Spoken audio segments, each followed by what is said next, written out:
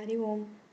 ஸ்ரீமத் பகவத்கீதா அக்ஷர பிரம்ம யோகம் என்னும் 8வது அத்தியாயம்.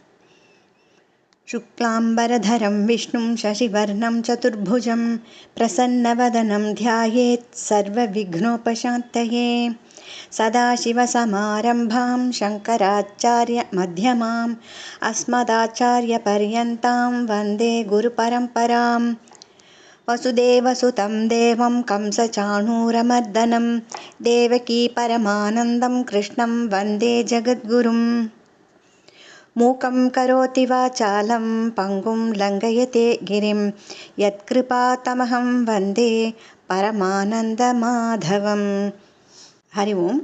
பகவத்கீதை 8வது அத்தியாயம் எளிய விளக்கம் பார்க்கும் முன் முதல் 7 அத்தியாயங்களில் பார்த்த விஷயங்களை சுருக்கமாக பார்க்கலாம். முதல் அத்தியாயம் அர்ஜுன விஷாத யோகம். அர்ஜுனனின் சோகம் எப்படி யோகமாகும்? அந்த சோகம் அவனை ஞான நிலைக்கு கொண்டு செல்வதால் அது யோகம் எனப்படுகிறது. யோகம் என்றால் என்ன?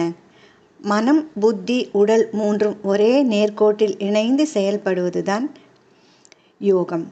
யோக கர்மசு கௌசலம் என்றும் சமத்துவம் யோக உச்சியதே என்றும் பகவான் 2வது அத்தியாயத்தில் கூறுகிறார். பலனின் பற்றில்லாமல் எல்லா கர்மங்களையும் ஸ்ரத்தையோடும் மனம் புத்தி இரண்டும் ஒரே நோக்கமாகவும் செயல்புரிவது, அதாவது பலனில் சமபுத்தியுடன் செயல்புரிவது யோகம் ஆகும். செயல்களில் முழு திறமை காட்டி செய்வது பர்ஃபெக்ஷன் யோகம் ஆகும். அலையும் புலன்களை அடக்கி புலன்களின் போக்கில் செல்லாமல் ஒருமுகப்பட்ட மனதோடு இருப்பவரே ஸ்தித பிரக்ஞன், நிலை பெற்ற புத்தியுடையவன் என்று பகவான் சொன்னார். 3வது அத்தியாயம் கர்மயோகம். நாம் செய்யும் கர்மங்களை எவ்வாறு யோகமாக செய்ய வேண்டும் என்று விளக்குகிறார். பகவானிடம் கர்மங்களை அர்ப்பணம் செய்துவிட்டு செயல் புரிய வேண்டும். எல்லாம் அவன் செயல், எல்லாம் அவன் உடைமை, நான் அவனது கருவிதான், தொண்டன் என்னும் எண்ணத்துடன் காரியம் செய்யும்போது நம் புத்தியில் அஜிடேஷன் இருக்காது, தடுமாற்றம் இருக்காது, செய்யும் செயலும் சிறப்பாக இருக்கும். இதை 3வது அத்தியாயம் 30வது பாடலில் சொல்கிறார். மயி சர்வாணி கர்மாணி சந்நியஸ்ய அத்யாத்ம சேதசா நிராசீர் நிர்மமோ பூத்வா யுத்யஸ்வ விகதஜ்வரஹ. எல்லாம் புரிந்தாலும் நம் வசமில்லாமல் மனிதன் பாவம் செய்ய காரணம் என்ன என்று அர்ஜுனன் கேட்கும்போது பகவான் சொல்கிறார், அர்ஜுனா, ரஜோகுணத்திலிருந்து தோன்றும் காமம் குரோதம் இரண்டும் தான் காரணம் என்றும் அதை எப்படி வெல்வது என்றும் கூறுகிறார். கர்ம யோகத்தை முழுமையாக எல்லா நேரத்திலும் கடைபிடிக்க முடியாவிட்டாலும் சிறிய அளவில் கடைபிடித்தாலும் அது நம்மை மகத்தான பயமான மரண பயத்திலிருந்து விடுவிக்கும் என்று பகவான் சொல்கிறார். அடுத்தது 4வது அத்தியாயமான ஞான கர்ம சந்நியாச யோகத்தில் முக்கியமான 2 பாடல்கள் வருகிறது. யதா யதா ஹி தர்மஸ்ய க்ளானிர்பவதி பாரத அபியுத்தானம் அதர்மஸ்ய ததாத்மானம் ஸ்ருஜாம்யஹம் பரித்ராணாய சாதூனாம் விநாசாய ச துஷ்கிருதாம் தர்ம சம்ஸ்தாபனார்த்தாய சம்பவாமி யுகே யுகே. 5வது அத்தியாயத்தில் அர்ஜுனன், கிருஷ்ணா, கர்மயோகத்தையும் சொல்கிறாய், கர்மத்தை விட்டு விடுவதையும் சொல்கிறாய், இந்த 2இல் எது சிறந்தது என்று கேட்கும்போது பகவான் கர்ம சந்நியாசத்தை விட, அதாவது கர்மங்களை விட்டு விடுதலை விட கர்மங்களை யோகமாக செய்வதே சிறந்தது என்று சொல்கிறார். பிறகு சந்நியாசமும் கர்ம யோகமும் ஒரே பலனை தான் தருகிறது என்கிறார்.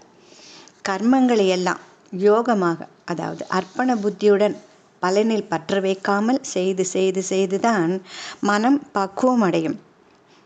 பக்குவமடைந்த பின் கர்மங்களை விடும் நிலை தானே வரும். பலனை எதிர்பாராமல் என்று பொருள் கிடையாது.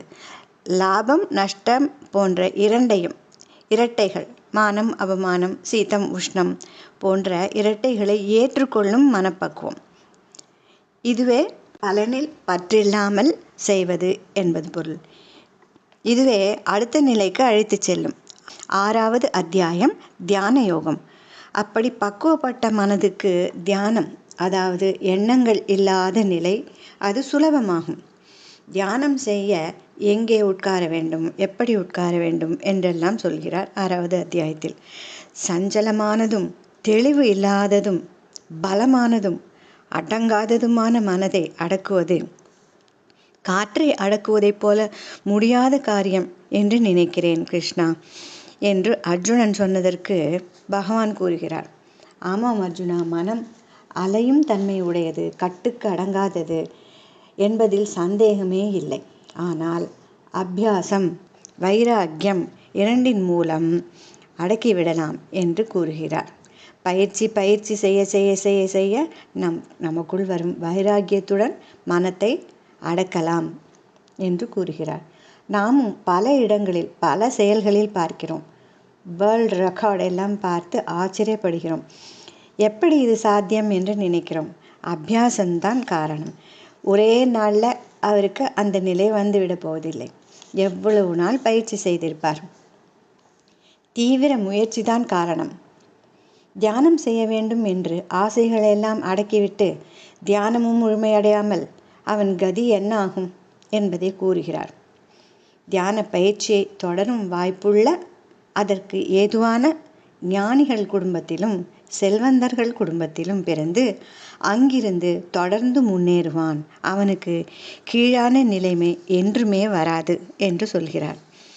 இப்படி மேன்மை அடைந்த ஜீவன் பரமாத்மாவிடம் பக்தி பண்ணுவது எளிதாக ஆகிறது.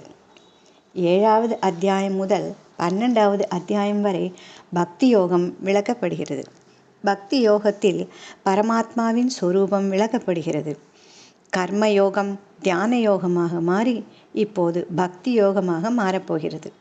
7வது அத்தியாய தொடக்கத்தில் பகவானையே நாடி பகவானிடம் அடைக்கலம் புகுந்தவனாக தியான யோகம் செய்ய தொடங்குபவன் பகவானை பற்றி தெளிவாக எப்படி அறிய வேண்டும் என்பதை மிச்சமில்லாமல் சொல்கிறேன். இதை அறிந்த பிறகு இதைவிட மேலான அறியப்பட வேண்டிய விஷயம் எதுவுமே இல்லை என்று சொல்கிறார். அவர் எங்கெங்கெல்லாம் அவருடைய சாநித்தியத்தை பார்க்கலாம். எல்லா இடத்திலும் இருந்தாலும் முக்கியமான சில இடங்களும் சொல்கிறார். தண்ணீரில் சுவையாகவும் சந்திர சூரியர்களின் ஒளியாகவும் வேதங்களின் ஓம்காரமாகவும் வானத்தில் ஆகாசத்தில் சப்தமாகவும் பூமியில் புண்ணிய கந்தமாகவும் உடலுக்குள் உயிராகவும் தபஸ் செய்பவனின் தபஸாகவும் எல்லா ஜீவராசிகளிலும் விதையாகவும் எல்லா ஜீவராசிகளின் விதை புத்திமான்களில் புத்தி பலவான்களின் பலம் இவ்வாறு என்னை தியானம் செய்யலாம். இந்த இடங்களில் இருக்கிறேன். பலவான் பார்க்க முடியும், ஆனால் பலத்தை பார்க்க முடியாது.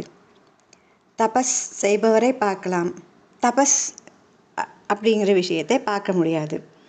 தர்மத்திற்கு விரோதமில்லாத ஆசையாகவும் இருக்கிறேன் என்று கூறுகிறார். ஆசையை விட்டுவிடு என்றாலும் தர்மத்துக்கு விரோதமில்லாத ஆசையாக நானே இருக்கிறேன் என்று சொல்கிறார்.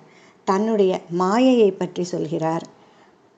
சத்வம் ரஜஸ் தமஸ் ஆகிய குணங்கள் அடங்கிய எல்லா படைப்புகளும் அவனிடமிருந்தே தோன்றினாலும் பகவான் அவற்றை சார்ந்து இருப்பதில்லை. படைப்புகள்தான் பகவானை சார்ந்து இருக்கிறது. நூலில் கோர்க்கப்பட்ட மணிகள் போல எல்லா படைப்புகளுக்குள்ளும் ஊடுருவி நூல் போல பகவான் இருக்கிறார். பரமாத்மா மீது இந்த உலகம் ஆரோபிக்கப்பட்டு இருக்கிறது. எப்படி கயிற்றின் மீது பாம்பு என்று எண்ணம் ஏற்றி வைக்கப்படுகிறதோ அப்படி பரமாத்மாவின் மேல் இந்த படைப்புகள் ஏற்றி வைக்கப்பட்டிருக்கிறது. தியானம் மூலம் எண்ணங்களை படைப்புகளை சார்ந்த நினைவுகளை அகற்றிவிடலாம். பரமாத்ம தரிசனம் நமக்கு கிட்டும். ஜகத்தோ நாம் காணும் படைப்புகளோ பாம்பை போல வெறும் மாயத் தோற்றமே என்னும் சத்தியம் புரியும்.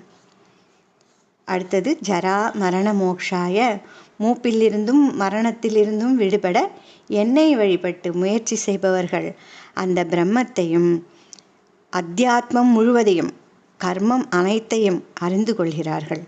யார் என்னை அதிபூதம் அதியஜ்ஞம் அதிதெய்வமாக அறிகிறார்களோ யோகத்தில் நிலை பெற்ற மனதை உடைய அவர்கள் சாகும் போதும் என்னை அறிகின்றனர். நாம் எவ்வளவு முயற்சிகள் செய்து இச்சைகளை அடக்கி தியானம் பழகினாலும் பகவானிடம் அர்ப்பணம் செய்த புத்தி இல்லாமலும் பகவானிடம் அடைக்கலம் புகுந்த புத்தி இல்லாமலும் முழுமை பெற முடியாது. பகவான் எப்படி எல்லாம் எங்கெல்லாம் எப்படியெல்லாம் வியாபித்திருக்கிறார் என்று தெரிந்து கொள்ள வேண்டும். அப்போதுதான் உண்மையான பக்தி வரும். அதைத்தான் இனி வரும் அத்தியாயங்களில் சொல்கிறார். அதிபூதம், அதியஜ்ஞம், அதிதெய்வம். அத்தியாத்மம் முழுவதையும், கர்மம் முழுவதையும், பிரம்மத்தையும் அறிந்து கொள்ள முடியும். இறக்கும் தருவாயிலும் அவனை நினைக்கவும் அறிந்து கொள்ளவும் முடியும். அதிபூதம் போன்ற புதிய வார்த்தைகளுக்கு விளக்கம் 8வது அத்தியாயத்தின் தொடக்கத்தில் சொல்கிறார். மேலும் என்னென்ன சொல்கிறார் என்று பார்க்கலாம். 8வது அத்தியாயம் முதல் 2 பாடல்.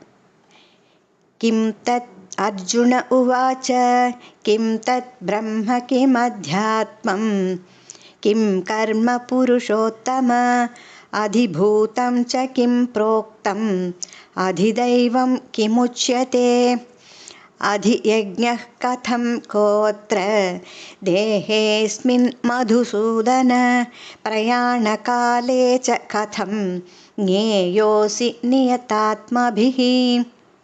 ஓ புருஷோத்தமா, அந்த பிரம்மம் எது, அத்தியாத்மம் எது, அதிபூதம் எது, அதிதெய்வம் என்பவையெல்லாம் என்ன என்றும், இந்த தேகத்தில் அதியஜ்ஞன் என்பவர் யார், எப்படி இருக்கிறார், மேலும் பிரயாண காலத்தில் அதாவது மரண தருவாயில் உன்னை எப்படி அறிந்து கொள்ள முடியும் என்று அர்ஜுனன் கேட்கிறான். அடுத்த பாடல்களில் பகவான் அவற்றை விளக்குகிறார். விளக்கங்களை நாளை பார்க்கலாம். ஹரி ஓம். சர்வம் கிருஷ்ணார்ப்பணமஸ்து. ஸ்ரீஹரயே நமः. ஸ்ரீஹரயே நமः. ஸ்ரீஹரயே நமः.